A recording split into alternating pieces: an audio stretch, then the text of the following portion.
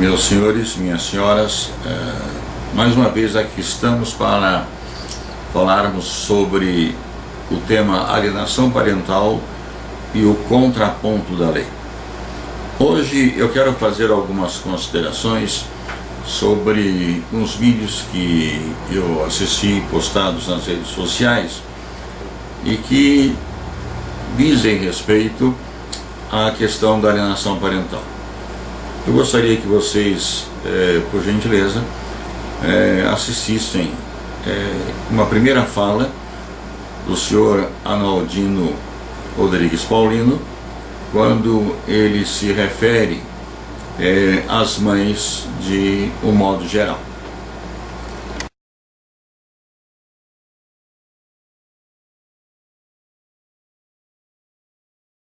A mãe não é sagrada.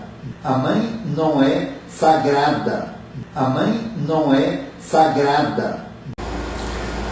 Sobre isso, eu quero dizer a vocês o seguinte: na concepção da paz, a mãe não é sagrada. Esta é uma mentira que fere frontalmente os princípios cristãos judaizantes. Por quê? A mãe não é sagrada. O que é que pensam a paz? A mãe ela é sagrada porque é a única pessoa, gênero, que pode trazer à luz um filho. Somente com a mulher é possível perpetuar a espécie humana. E Deus, quando colocou o homem e a mulher juntos, no início da fundação do mundo, ele determinou que fossem fecundos. E quando ele se refere à fecundidade, ele não se refere apenas ao homem, mas o homem sem a mulher, ele não pode parir, ele não pode dar à luz. Um homem, ele não tem a capacidade de amamentar como tem a mulher. O homem não produz leite. Eu vi uns vídeos aí em que aparecem os homens que colocaram seios postiços e encenam que estão amamentando. A quem eles querem enganar? Creio que eles mesmos estão enganados. Quando Deus resolveu mandar o seu filho ao mundo, ele não foi procurar um homem, porque o homem não tem útero, mas ele foi procurar uma mulher. E esta mulher, ela foi saudada pelo anjo como sendo a agraciada de Deus. E Maria, a mãe de Jesus, ela tornou-se, para todos os cristãos, a imagem da mulher sagrada. Todas as mulheres são sagradas, porque a elas é dado esse privilégio, ao homem não. Outra parte que eu gostaria que vocês também ouvissem desta gravação feita pelo senhor Arnaldino, que vocês prestassem bem atenção e pudessem ouvir o que é que ele fala a respeito da criança. E quando eu me refiro à criança, eu estou me referindo a crianças de 1, 2, 3, 4, 5, 6, 7 anos. Eu diria assim, a primeira infância. E eu gostaria que vocês ouvissem o que ele pensa a respeito e qual a opinião da paz sobre criança. Mas a criança não mente, né? A criança mente. Criança mente. Criança mente. Criança mente. Criança mente. Criança mente. Criança mente. Como vocês ouviram, o senhor Arnaldino diz em bom som e alto: a criança mente, a criança mente, a criança mente. Pois bem, eu quero dizer a vocês que uma criança de 1 a 5, 6, 7 anos, ela não mente. Ela tem ainda o seu cérebro, que nós poderíamos comparar ao HD de um computador, ainda virgem, intacto. E é nessa fase da infância em que ela começa a receber as primeiras informações.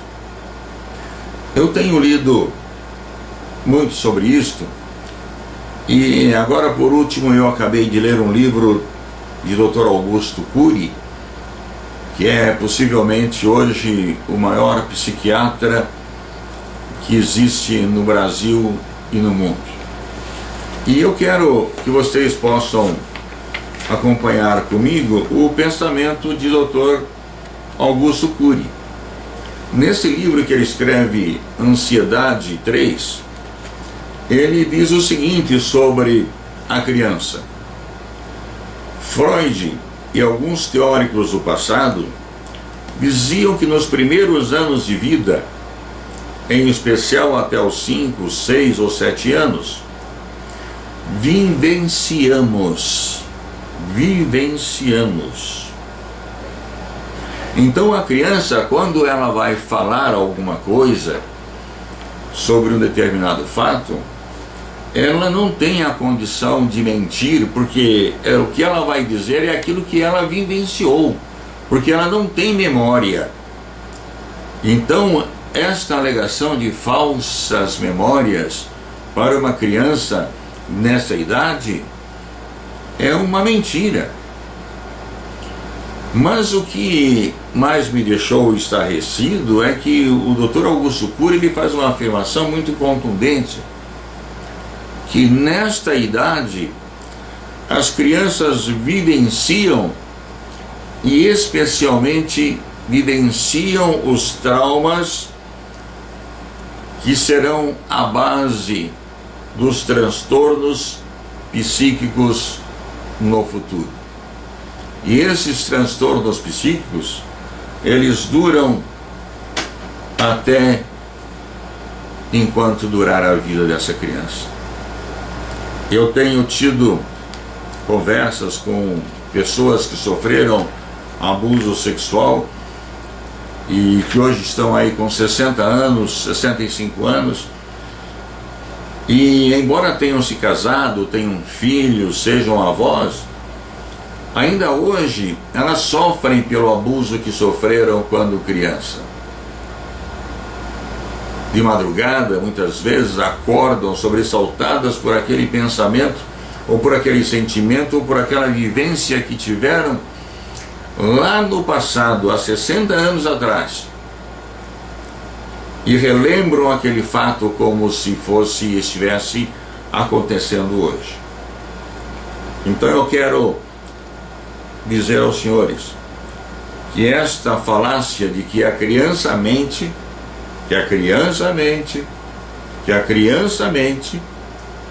pertence unicamente à escola dos alienistas. Eu quero fazer uma consideração mais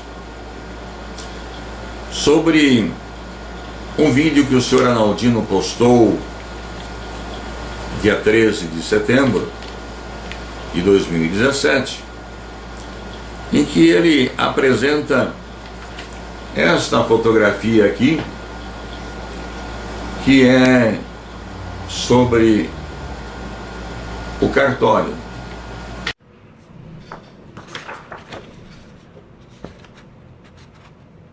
Pessoal, boa tarde. Eu estou aqui mostrando para vocês uma foto que eu tirei de um cartório hoje de manhã. Então, os cartórios estão lotados. O judiciário, para variar, como sempre, estão lotados.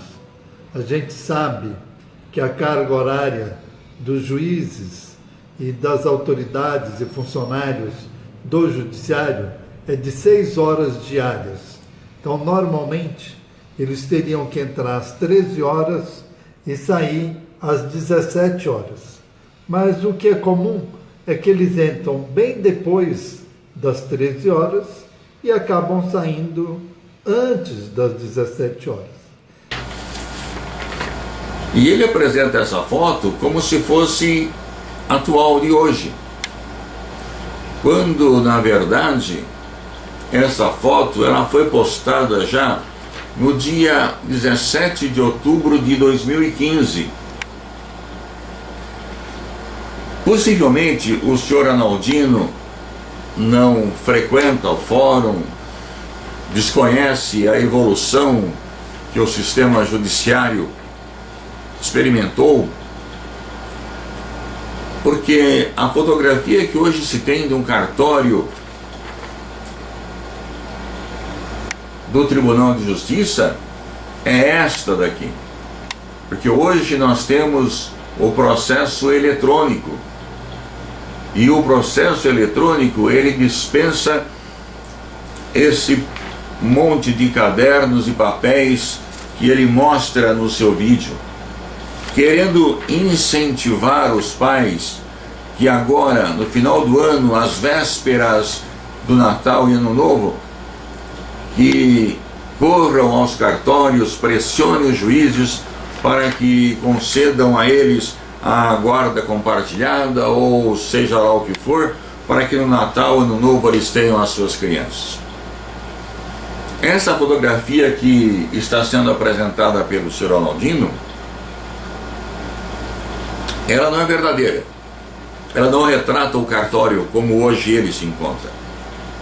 Ele retrata o cartório de 2015, porque já a partir do ano passado, o Brasil inteiro experimentou a mudança do sistema físico, processo físico para o processo eletrônico. E os processos, eles estão caminhando sim, mais celeremente do que caminhavam até então, graças a essa informatização do sistema. Eu quero também discordar do nobre presidente da Paz, quando ele fala que os juízes chegam tarde ao trabalho e que muitos deles nem comparecem no cartório, especialmente os desembargadores. Ele faz uma afirmação dessa natureza porque ele desconhece como está funcionando o judiciário hoje. Ele ignora que um desembargador, para trabalhar, ele não precisa mais hoje se deslocar até o seu gabinete no centro de São Paulo, citando a nossa capital, porque na casa dele ele tem o seu computador e lá ele tem o sistema instalado, como eu tenho também aqui, e aí então pela internet ele pode trabalhar nos processos sem a necessidade de ir no seu gabinete. Talvez isso cause estranheza aos senhores, mas eu sou afeito a visitas constantes em face da minha profissão que eu exerço como advogado, e as minhas idas aos cartórios nesse último ano, ela torna-se quase que desnecessária, porque apenas alguns processos meus continuam existindo no papel, no físico, e a grande maioria dos processos que temos aqui no escritório hoje, ele já aparece na tela do meu computador sem necessidade que eu me levante e vá até o fórum. E os desembargadores, eu tenho sim estado com muitos deles, e quando eu quero falar com eles, sim, eu ligo para o seu gabinete e pergunto quando é que aquele desembargador vai estar lá para atender os advogados, porque há um dia ou dois a semana dependendo da procura que eles tiverem pelos advogados, e eles vão sim para o seu gabinete e atendem os advogados, como tem me atendido várias vezes. Não só no caso de alienação parental, como em muitos outros casos. Além disso, não podemos esquecer de que existem as sessões do tribunal que elas existem quase que diariamente e começam normalmente às 9 horas da manhã, 9h30 da manhã. Aí elas se estendem enquanto tiver pauta. E para esses julgamentos, para essas sessões do tribunal, os juízes lá estão. Então esta fala de que os juízes chegam tarde ao trabalho, que os juízes não comparecem no cartório, que os desembargadores pouco vão no cartório e que por causa disso os processos não caminham, que os pais então devem ir no cartório e pressionar para que os seus processos caminhem e obtenham as liminares, ou seja lá qual medida querem, para que possam ver os seus filhos, é um absurdo, é uma falácia que não é verdadeira. Eu não ganho nada para defender os juízes, mas justiça seja feita. Quando os processos eram lentos, eu muitas vezes me pronunciei, e não pela via social, pelas redes sociais ou por outros meios de comunicação. Eu pessoalmente me dirigia aos juízes e aos desembargadores e reclamei sobre os meus processos que não caminharam. E nunca deixei de ser atendido. Então não é verdade isto que vocês acabaram de assistir do senhor Arnaldino dizendo sobre os juízes. E aliás, deixa eu deixar claro aqui uma coisa. Os alienistas, os seguidores de Gardner, aquele Gardner que eu sempre falo que é um pedófilo, eles procuram desqualificar tudo e todos. Se vocês entrarem na rede social, na página da Paz, vocês vão encontrar ali que há uma tremenda oposição às mães, e cada vez que um juiz dá uma inversão de guarda, eles festejam com fogos e outras coisas mais, como se fosse uma grande vitória, sem levar em consideração a dor e a tristeza que esta mãe estará experimentando, mas muito mais a tristeza e a dor desta criança, que muitas vezes está afastada por causa de um abuso sexual, e em face dessa lei 12.318, essa criança é entregue ao seu abusador e é obrigada a ir com o seu abusador. E eu quero dizer aos gardenistas de plantão que essa ideia de que a criança deve ir para as mãos do abusador já caiu por terra. O Tribunal de Justiça do Estado de São Paulo, ele se encarregou de desmistificar a Lei 12.318. Assim também a Lei 13.058 de 2014. E eles utilizam de prerrogativa legal. Quando eles não concedem a guarda compartilhada, ou quando eles não atendem o pedido do pai, dando pela inversão da guarda ou algo semelhante, eles estão se lastreando no artigo do Código Civil que os filiados da Paz ou os colaboradores da Paz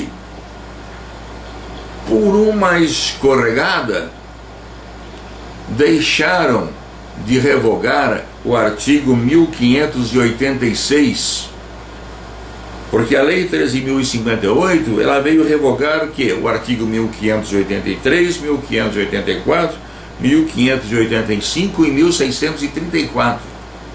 Mas o artigo 1586 não foi revogado.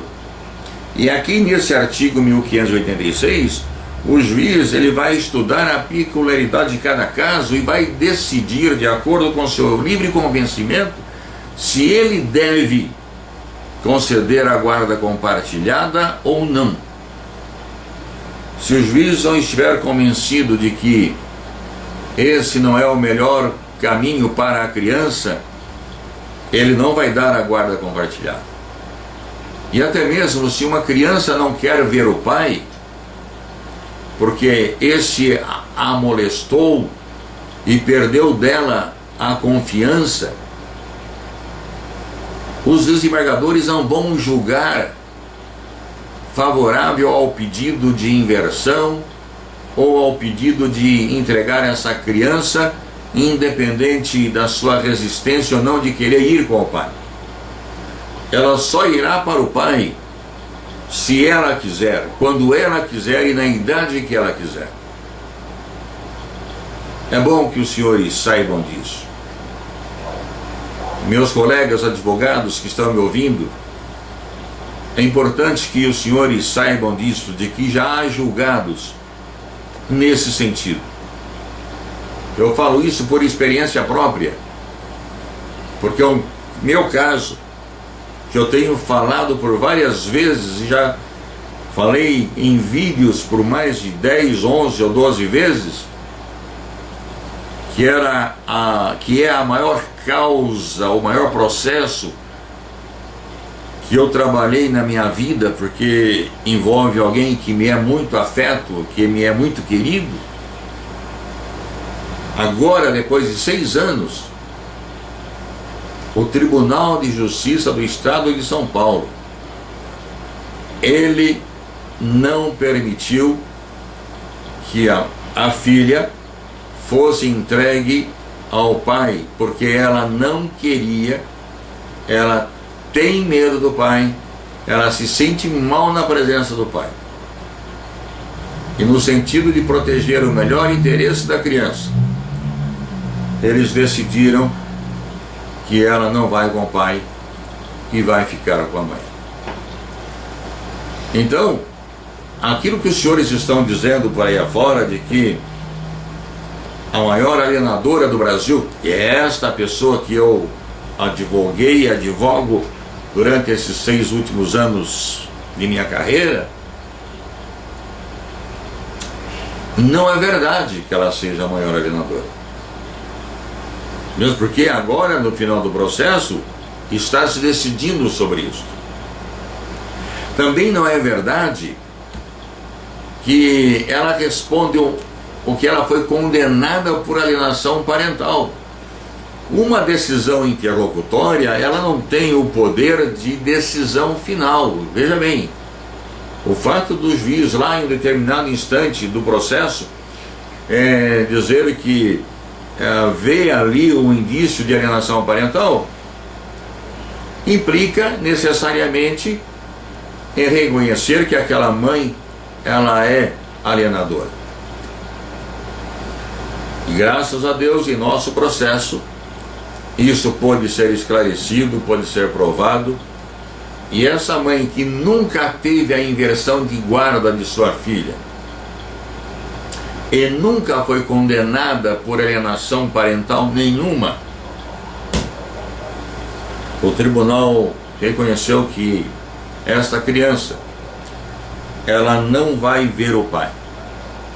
E até mesmo as multas que foram fixadas em uma decisão interlocutória que andou aí pelas redes sociais de filiados da APASE, essa multa também ela foi afastada. Eu estou dizendo isso aos senhores porque eu quero esclarecer à sociedade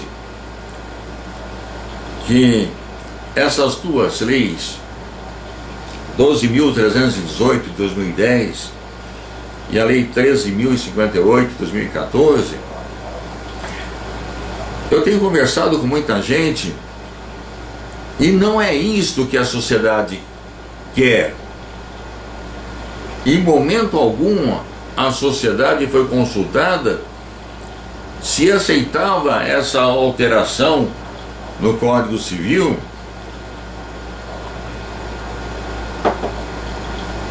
adotando-se a guarda compartilhada, ou mesmo aceitando essa lei da alienação parental que revoga lá o artigo 226 do ECA. Ninguém foi consultado sobre isso. E está sim havendo um movimento, e eu sou um militante para a revogação dessas duas leis. Temos sim empenhado, temos divulgado, temos sim batido na porta do Palácio do Planalto, lá do Congresso Nacional, e temos sim questionado com os nossos senadores, deputados, sobre essa lei, sobre essas duas leis.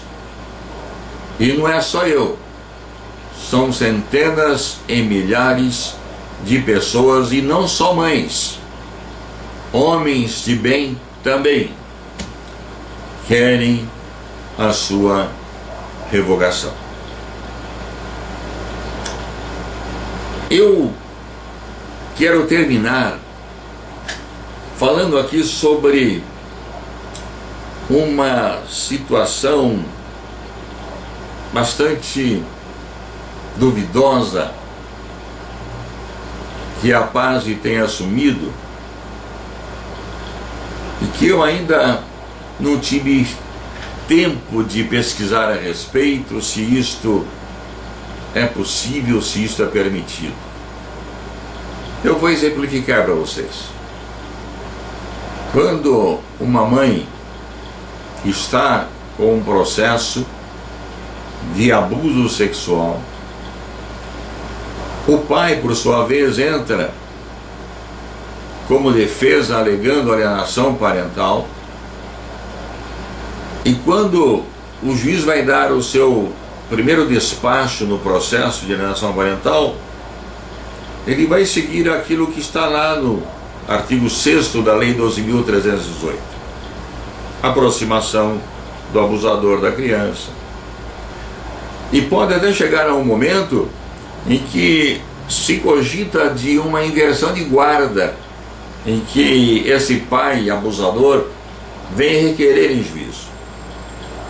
E quando isso acontece, a mãe, que é protetora, e se proteger uma criança por amor, por afeto, por carinho, querendo livrá-la do abusador, é ser alienadora, então que deem esse nome a elas. Mas quando chega num ponto dessa natureza, os advogados têm orientado as suas clientes, as mães que se encontram nessa situação, a se ausentarem do seu domicílio por um determinado tempo, até que ele possa reverter no tribunal esta decisão que fala sobre a inversão da guarda. Agora, o que a Paz faz? A Paz, ela está agindo como capitães do mato. Vocês sabem o que faziam os capitães do mato antes da princesa Isabel assinar a Lei Áurea, que foi a abolição da escravatura? Pois bem, os capitães do mato, eles saíam à procura dos escravos fugitivos e trazia os escravos fugitivos para o seu patrão por dinheiro, e ganhavam muito bem, porque um escravo custava muito caro. Não se esqueçam que os nossos escravos, eles vinham da África para o Brasil. Então não eram pessoas escravizadas a preço de banana. O senhor dos engenhos gastava muito dinheiro para comprar um escravo. E quando esses capitães do mato saíam para procurar, eles sabiam que a recompensa seria muito grande. E a paz está agindo exatamente dessa forma em relação a essas mães que saem do seu domicílio para que os seus advogados tenham mais tranquilidade e tenham um tempo para poder reverter essa situação no Tribunal de Justiça. E aí, quando descobrem o paradeiro dessa mãe, eles vêm e publicam nas redes sociais e passam essa informação para esse pai abusador que está à caça da sua presa. Eu pergunto, até que ponto você, que é um homem de bem, a senhora, que é uma mulher de bem, mesmo que não esteja passando por uma situação dessa natureza, recebem essa informação? Eu fico simplesmente indignado e eu sinto-me muitas vezes enojado de pessoas que assim agem em troca do vil metal. Eles não estão preocupados com a criança, eles não estão preocupados com a mãe, eles estão preocupados sim com o dinheiro que vão receber por encontrar esta mãe que está refugiada, protegendo o seu filho ou sua filha. Por todas essas razões e por todas quantas eu já tenho falado em minhas falas anteriores, é que eu convido você a engrossar a fileira daqueles que querem a revogação dessas duas leis. E você pode fazer alguma coisa. É importante que você lembre em quem você votou nas últimas eleições. E você tem todo o direito de chegar para esse candidato que você votou e que hoje é um deputado ou é um senador, ligar para ele, mandar um e-mail para ele e dizer: olha, eu quero a revogação da lei 12.318/2010. Eu quero a revogação da lei 13.058/2014. Façam isso. E vocês estarão prestando um grande serviço, não só à nação, mas especialmente às crianças de hoje. E serão aqueles que irão cuidar de você amanhã, quando você estiver com a minha idade. Pensem nisso. Muito obrigado pela sua atenção.